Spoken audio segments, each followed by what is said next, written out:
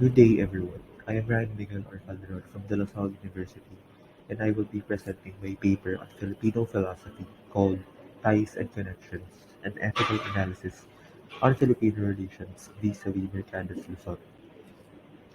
One of the best defining traits of being Filipino is the profound value of familism. The cultivation of familism is essential to a person's holistic needs and therefore nation of values. Filipino people generalize and emphasize familial support, quality time, and interdependence in their daily lives. There is also an innate orientation towards one's family, especially in the highly conservative Filipino communities. These values, however, tend to transcend the moral sphere. Due to the deep trade-off of familial support and affection, these ties and connections prove themselves vulnerable to being highly exploitative. Familial ties are often used to take advantage of different instances where any form of connections could provide special privileges to an extent where it becomes unjust. I argue that the Filipino culture of ties and connections as Lusot is unethical because it is an unjust practice that exploits relations as a means to evade the systems of social institutions. In this paper, I will relate the tendencies of Filipino familism with Leonardo Mercado's philosophy of Lusot in the context of his philosophy, utilizing these harmonious relationships with others to get past through suffering. I strongly believe that the topic is relevant as it explores the Filipino philosophy in an ethical and practical sphere. It is crucial for the integrity of a system to remain undefiled and free of misconduct, as it will ultimately determine the moral uprightness of the Philippines as a society. Thus, it is imperative that the virtues of Filipino feminism must not be ill-treated. The philosophy of Lusot is dissected in the ninth chapter of Leonardo and Mercado's book called The Filipino Mind. Here, Lusot is a syndrome or a habitual amalgamation of behaviors and emotions projected by the Filipino culture. Lusot can be defined by a variety of interpretations. First is to pass through narrow spaces or obstruction. Second is to pass a difficult situation or elude danger. Three is an act that is intended as an alibi. Fourth is an act intended as a form of cheating. And fifth is an act intended as a form of bribery. Mercado explores its philosophy under two categories. First, from the ethical context of the gray area of human acts. The second is from the viewpoint of legal philosophy. Lusot and ethics. Here, Filipino language indicate the ethical sphere of Lusot. Filipino prefixes are capable of changing meaning and aid in defining the context of an action. Prefixes could also change not only the verb tenses of an action, but the intentionality of an act as well. On 2016, Tiburcio and Ronaldo Aprecio were charged after shooting the endangered Philippine eagle named Panotango in Davao City. The two immediately surrendered to police authority, claiming that what had happened was a product of an accident. In this context, the proper term should be nabaril nila ang agila instead of binaril nila ang agila, which means they have accidentally shot the eagle instead of they uh, shot the eagle on purpose. Despite this, the brothers were still detained after violating the Administrative the Administrative Wildlife Resources Conservation and Protection Act. Mercado believes that there is an ethical gray area in which an actor is unsure of their actions' moral enterprise. This is the gray area where Lusot manifests. Lusot and legal philosophy.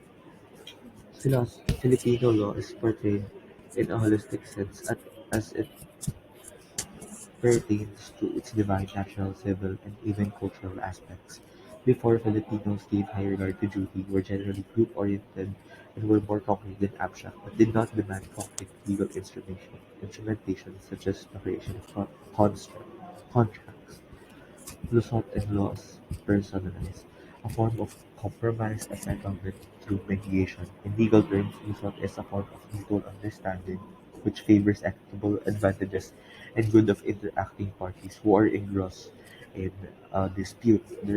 There, the law tends to be more personalized by making it flexible. The law is humanized and stretches out to lessen the damage of punishment to those who break it. Lusot and the colonial legal system. Filipino laws evolved patterning after European and American law. Majority of Filipinos, however, are unfamiliar with their own legal system, and this is advantageous to the Filipino elite, wherein justice can be exploited to better serve the privilege. Filipino culture and family relations. So familism is deeply rooted in Filipino culture. Family-centeredness and close familial ties, large family law setups, and these familial relations stimulates the culture and guarantees its survival and nourishment. Also affects important social institutions that sustain our society, and um, more importantly, it allows the social psychological needs of every individual and transmits values and traditions of the Filipino culture. So filial piety in Filipino culture remains essential to the cultivation of its own tradition. It goes beyond the law of respecting elders and supplementing them with the nourishing care when they grow up that they have once provided to their children. The high regard for familial devotion also ensures the stability and prosperity of a family. Filial piety ensures that they are liberated from disgrace and dictates the core responsibilities that each family member must fulfill, not only to the family but to society as well. Lusot in the context of feminism could also pose some practices that are inherently good. Ties and connections provide substantial and credible support in terms of resources and financial aid as a form of result when one has to go through a new or difficult situation. The act of gaining insightful advice from family members or connections who have gone through the experiences that a relative may soon undertake. Empirical knowledge based on the past circumstances of other familial ties is another kind of result, for it prepares a person to go through uncertain and frightening events. Contrary to these, insult can either be an act of cheating, alibi, or bribery in an attempt to bypass something. This notion harms the moral value and integrity of ties and connections as a form of lusot. Um, one of the prior definitions related to act or of deception or untruthfulness does not conform to the normative definition of what is good. For example, the 2022 film Dalhouse, where Rustin goes into a spree of substance consumption of excessive alcohol and drugs with his bandmates, and as a result, his friend Diego dies from an overdose.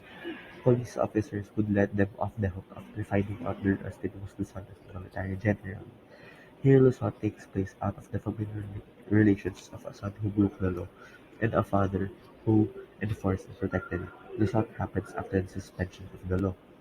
The infamy of familial ties in the government has remained prevalent throughout the past few decades. Corrupt officials get away with their crimes through ties and connections already established in the family, and these matters make the law become personalized for the protection of these political dynasties which remain a horrendous threat to society. Progenies of politicians are groomed to replace their ancestors without having to earn the necessary merit and attributes of leading. Familial connections manifest as lusot in the form of cheating.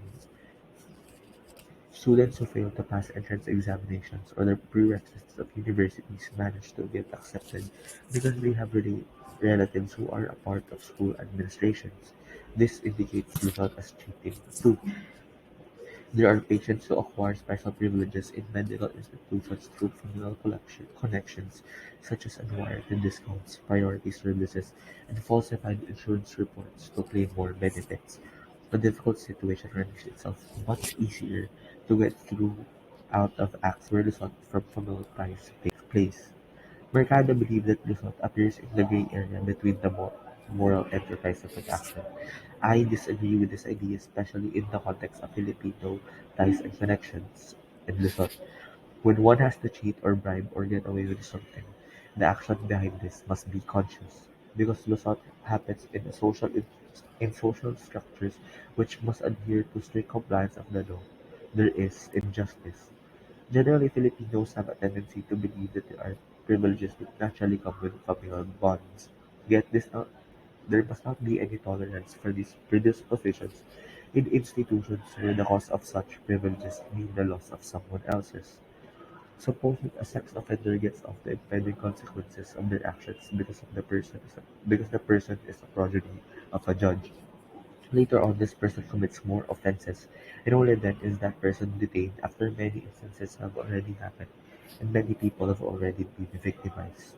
Lusot and able to just act in this scenario because the unwarranted freedom of a perpetrator caused more similar transgressions when they could have immediately apprehended that person and and prevented more incidents in the first place.